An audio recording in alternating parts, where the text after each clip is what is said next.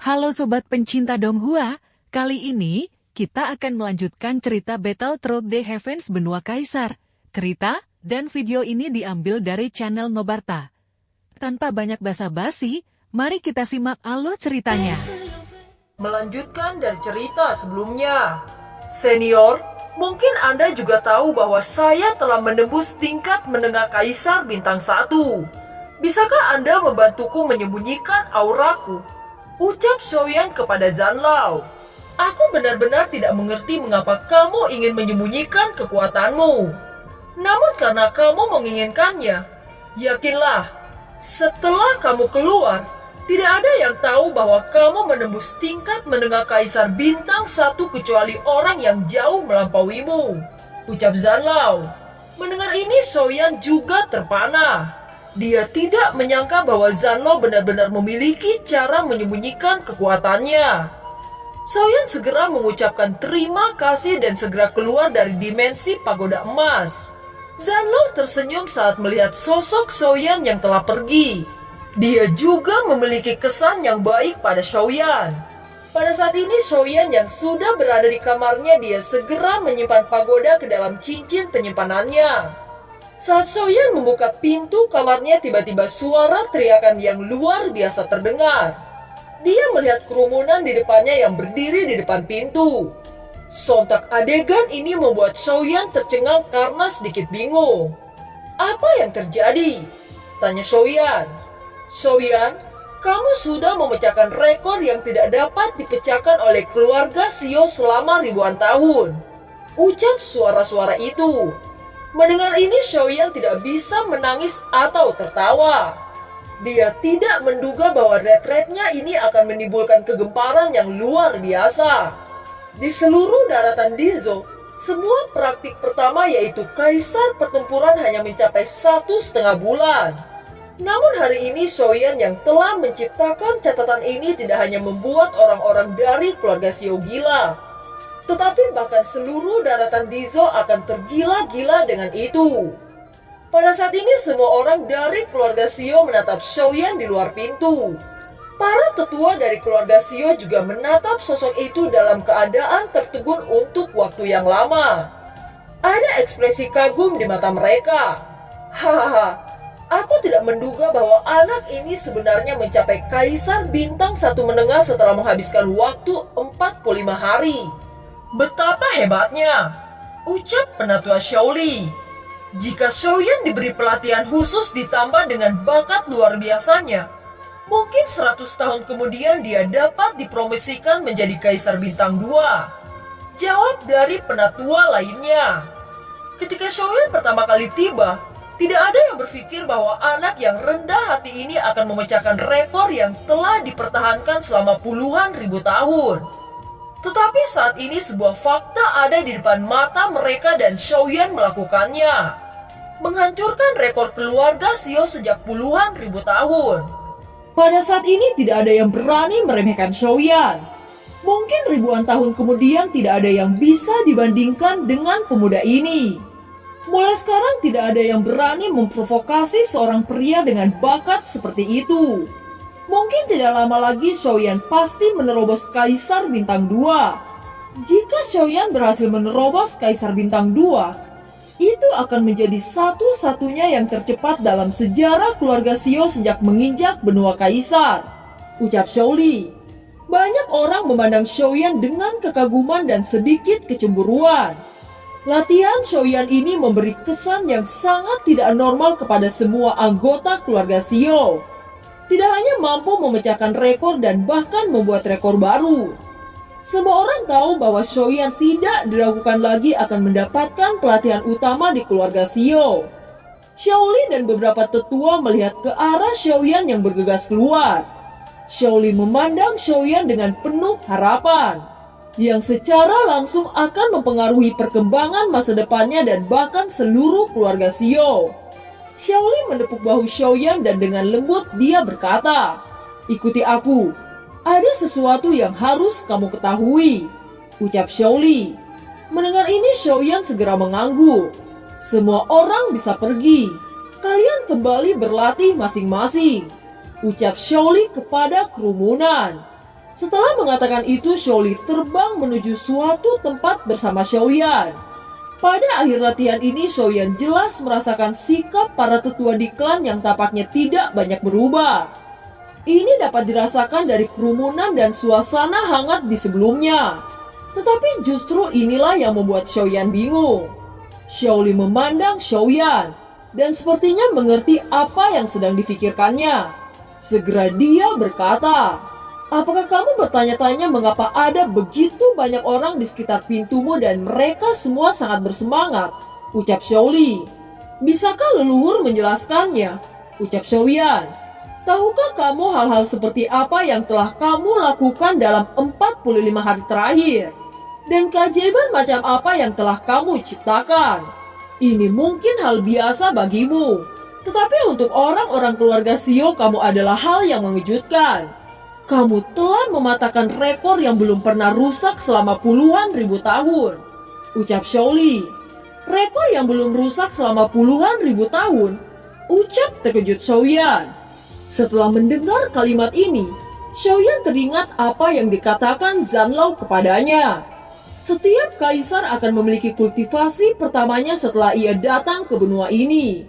Lamanya waktu kultivasi dan jumlah kekuatan yang ia kumpulkan tergantung pada kultivasi orang-orang itu sendiri. Setelah berpikir sebentar, sepertinya Xiaoyan mengerti sesuatu. Xiaoyan melihat ke depan, bertanya kepada Xiaoli dengan lembut, "Apa rekor tertinggi di antara keluarga Xiao?" tanya Xiaoyan. "Dia adalah nenek moyang Xiao, yaitu leluhur Xiaoyao, memiliki catatan 1 bulan," ucap Xiaoli. "1 bulan?" ucap Xiaoyan. Mata Xiaoyan tiba-tiba menyusut, dan sekarang dia tiba-tiba mengerti mengapa orang-orang keluarga Xiao ada di sekitar pintunya. Xiaoli tersenyum lembut. Ekspresinya sangat tenang saat dia berkata, "Rekor leluhur adalah 1 bulan, dan tidak ada yang bisa memecahkannya selama puluhan ribu tahun. Anak kecil, kamu memiliki bakat yang sangat luar biasa. Tidak hanya memecahkan rekor dan telah membuat rekor baru. Tanpa diduga beberapa keturunan keluarga Xiao benar-benar dapat memecahkan rekor ini. Nenek moyang pertama menjelaskan kepada saya jika ada orang-orang dari keluarga Xiao benar-benar memecahkan rekornya, mereka harus fokus pada pelatihan keluarga," ucap Xiaoli. Hanya setelah mengatakan ini, tubuh Xiaoli tiba-tiba berhenti. Xiaoyan melihat sekeliling dan tidak menemukan perbedaan antara tempat ini dan tempat-tempat lainnya. Sosok Xiaoli menggerakkan jari-jarinya dan membuat segel aneh. Gelombang riak hijau berdesir di seluruh ruang seperti riak. Terlihat sebuah gerbang batu yang penuh dengan peninggalan kuno muncul di depan mata Xiaoyan. "Ini adalah monumen kekacauan," ucap Xiaoli. "Monumen kekacauan? Mungkinkah ini berhubungan dengan roh api kekacauan yang belum menjatuh dalam tubuhku?" ucap Xiaoyan. "Monumen ini ditinggalkan oleh para tetua yang memiliki roh api kekacauan sebelumnya. Bahkan para tetua di klan tidak tahu keberadaan ini. Pergi dan lihat apakah kamu bisa membukanya," ucap Xiaoli. Tiba-tiba kekuatan monumen kekacauan perlahan-lahan menembus ke dalam tubuh Xiaoyan. Ketika monumen kekacauan perlahan memasuki tubuh Xiaoyan, api yang berbeda di tubuh Xiaoyan tiba-tiba bergetar dan memancarkan api kuning muda. Xiaoli yang melihat ini segera memiliki ekspresi terkejut. Perasaan yang akrab membuatnya tidak bisa menahan untuk bertanya, "Ini, apakah kamu berhasil menggabungkan roh api kekacauan?" ucap Xiaoli. Mendengar ini, Xiaoyan menggelengkan kepalanya. Mungkin terlalu dini untuk berhasil dalam menyatukan roh api kekacauan. "Saya tidak tahu apakah saya bisa membuka reruntuhan dan menggabungkan roh api kekacauan," ucap Xiaoyan. Xiaoyan secara alami menebak bahwa api kuning samar di tangannya seharusnya adalah roh api kekacauan. Dia kemudian melihat ke pintu batu yang penuh dengan atmosfer kuno di depannya. Nyala api di ujung jarinya terasa seperti menemukan sesuatu. Segera Xiaoyan menjentikan jarinya sedikit dan nyala api kuning pucat tiba-tiba keluar. Itu menembak secara eksplosif menabrak gerbang. Scene berganti. Banyak murid di lembah Tianming berbicara tentang kejeniusan yang muncul dari keluarga Xiao kali ini. Jelas berita bahwa Xiaoyan memecahkan rekor dan menerobos ke tingkat menengah Kaisar Bintang 1 telah menyebar. Jenius dari keluarga Xiao tampaknya dia bernama Xiaoyan. Gumam sebagian murid lembah Tianming. Aku dengar itu tidak hanya memecahkan rekor, tetapi juga membuat rekor baru 45 hari. Setelah itu Xiaoyan menerobos ke Kaisar Bintang 1 menengah. Jawab dari murid lembah Tianming. Menerobos langsung ke tengah Kaisar Bintang 1. Seorang anak yang dibawa oleh leluhur beberapa waktu yang lalu tampaknya itu adalah Xiaoyan kan? Ucap murid-murid lembah Tianming yang tak terhitung jumlahnya berdiskusi di alun-alun. Pada saat ini reputasi Xiaoyan menyebar dengan cepat ke seluruh lembah. Selama nama Xiaoyan disebutkan, itu semua tentang rasa hormat dan kecemburuan. Jika ada pilar seperti itu dalam sebuah keluarga, keluarga ini akan bangkit karena kejeniusan ini. Dapat dibayangkan betapa pentingnya posisi Xiaoyan sekarang di mata keluarga Xiao. Ucap murid dari lembah Tianming. Wu Yang dan Mu Feng juga ada di antara mereka ketika mendengar diskusi ini. Mu Feng tampak sedikit tercengang, berpikir bahwa dia telah menyinggung Xiaoyan dan merasa ketakutan di hatinya. Apakah kalian yakin bahwa nama jenius yang muncul di antara orang-orang keluarga Xiao adalah Xiaoyan? Ucap Kaisar Ming tidak bisa tidak terkejut mendengar berita ini. Itu benar, dia adalah Xiaoyan. Ucap murid-murid lembah Tianming. Hahaha, Xiaoyan, Kaisar ini tidak salah memilihmu. Betapa beruntungnya saya dianggap sebagai gurumu. Ucap Kaisar Ming penuh kebanggaan di wajahnya. Bahkan pada saat dia berkultivasi pada pertama kalinya dia hanya mampu menahan selama 1 bulan sebelum menembus ke tingkat menengah dari seorang kaisar. Sekarang setelah memikirkan bakat Xiaoyan, betapa mengerikannya pencapaian orang ini. Kaisar Ming menghela nafas dan berkata, sepertinya kita harus pergi ke orang-orang keluarga Xiao untuk membentuk aliansi. Ikatan ini harus ada, ucap Kaisar Ming. Xin beralih ke Xiaoyan dan Xiaoli. Telapak tangan Xiaoyan yang lembut menggerakkan nyala api kuning, mencoba melihat apakah dia bisa membuka pintu batu. Meskipun ada sedikit suara terbakar di atas gerbang batu, namun masih tidak ada tanda-tanda akan terbuka. Xiaoyan mengerutkan kening melihat pemandangan ini. Sebuah suara tiba-tiba terdengar di dalam hati Xiaoyan. Bocah, apa kamu ingin membuka pintu batu ini dengan nyala api kecilmu? Jangan melakukan sesuatu yang sia-sia. Kamu hanya bisa membuka pintu batu ini sampai kamu berhasil menggabungkan roh api kekacauan. Ucap suara yang tiba-tiba terdengar. Bukankah ini suara Zanlao? Ucap Xiaoyan. Api yang masih berdenyut di atas gerbang batu dengan cepat ditarik oleh Xiaoyan. Xiaoli memandang Xiaoyan yang menarik kembali nyala api dan segera bertanya, tidak bisakah kamu membukanya? Ucap Xiaoli. Ya, kekuatan nyala api ini masih terlalu kecil dan tidak mungkin mampu membuka gerbang batu ini. Sepertinya aku bisa membukanya jika setelah semua roh api kekacauan bergabung. Ucap Xiaoyan. Xiaoli tidak menunjukkan wajah frustasi. Meskipun Xiaoyan tidak bisa membuka gerbang batu ini, setidaknya Xiaoyan mulai bisa mengaktifkan roh api kekacauan yang membuat dia terkejut sebelumnya. Lagi pula segel di gerbang batu ini masih terlalu kuat. Bahkan seorang kaisar bintang 3 puncak tidak dapat menaklukkannya. Tidak perlu dikatakan Xiaoyan yang masih dalam kaisar bintang 1 menengah. Xiaoli kembali menatap Xiaoyan, dia tersenyum dan berkata, aku akan mengajarimu metode memanggil gerbang batu terlebih dahulu. Jika kamu merasa bisa membukanya, kamu bisa datang ke sini lagi. Ucap Xiaoli. Setelah mengatakan itu, Xiaoli menjentikan jarinya dan seberkas cahaya melesat ke alis Xiaoyan. Metode memanggil gerbang batu kekacauan tiba-tiba muncul di benak Xiaoyan. Baiklah, sekarang kita harus kembali. Sepertinya ada seseorang yang menunggumu. Ucap Xiaoli. Setelah mengatakan itu, Xiaoli terbang dengan Xiaoyan mengikutinya. Shaoli mulai perlahan melambat sampai dia mendarat di gedung. Setelah melewati beberapa bangunan yang menjulang, sebuah bangunan yang sangat berbeda secara bertahap muncul di depan Xiaoyan. Bangunan itu berbentuk tripod dengan permukaan dilapisi perunggu. Di depan rumah berbentuk tripod ada dua karakter besar yang bertulis Quildan. Mencium aroma yang familiar ini panas berapi-api yang belum terlihat selama bertahun-tahun melintas dari mata Xiaoyan.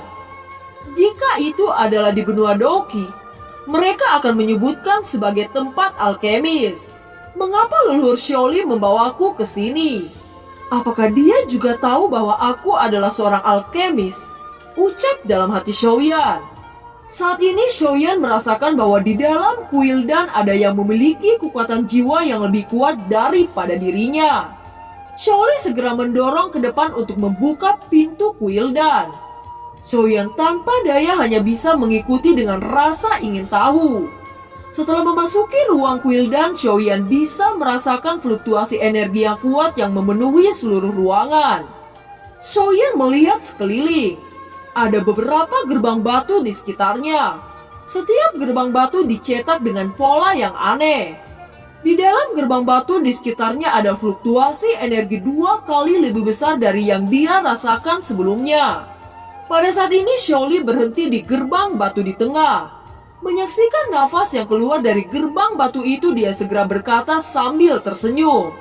Xiaolong, apakah kamu belum memurnikannya? Keberhasilannya tidak terlalu tinggi, namun kamu masih akan bertaruh lagi, ucap Shaoli.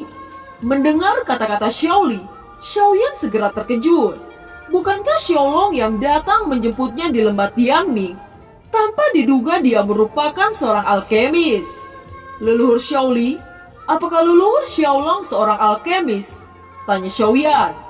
Ya, pria tua itu sangat terkenal. Dia dikenal sebagai pecandu obat di benua Kaisar. Dia sangat menyukai perjudian selama memurnikan pil. Orang tua ini bilang bahwa dia menyukaimu, dan aku memintanya membuatkan ramuan untukmu, ucap Shaoli. Di benua Kaisar, alkemis Xiaolong adalah salah satu yang terbaik. Tetapi dia juga mendapat julukan pecandu obat. Bukan hanya karena prestasinya yang luar biasa dalam alkemis, tetapi karena obsesinya dengan alkimia yang membuatnya dijuluki pecandu obat. Banyak orang yang tak terhitung jumlahnya ingin menjadi muridnya, tetapi setiap orang yang datang untuk menjadi murid selalu dia tolak. Status Xiaolong tidak lebih rendah dari Shaoli. Jika bukan karena obsesinya dengan alkimia, mungkin dia sudah menjadi penatua kedua dari orang-orang keluarga Xiao. Shaoli, apa yang kamu bicarakan? Apakah kamu pikir ini adalah pil tanah liat? Ucap Xiaolong. Sebelum dia menyelesaikan kalimatnya, tiba-tiba dia terkejut saat menemukan sosok Xiaoyan. Dia berkata lagi, "Hei, anak ini juga ada di sini," ucap Xiaolong. Xiaolong memegang botol giok putih di tangannya dan perlahan-lahan muncul di depan Xiaoyan dan Shaoli. Di dalam botol giok ada energi kuat di dalamnya. Xiaoyan merasakan aroma pil embrionik tingkat kaisar dalam botol giok. Dia tidak bisa menahan keterkejutan di dalam hatinya. Pada saat itu hanya ada satu pil embrionik tingkat kaisar di benua Doki. Bahkan hanya dengan satu pil ini bisa menciptakan Kaisar Doudi. Namun sepertinya di sini tidaklah langka.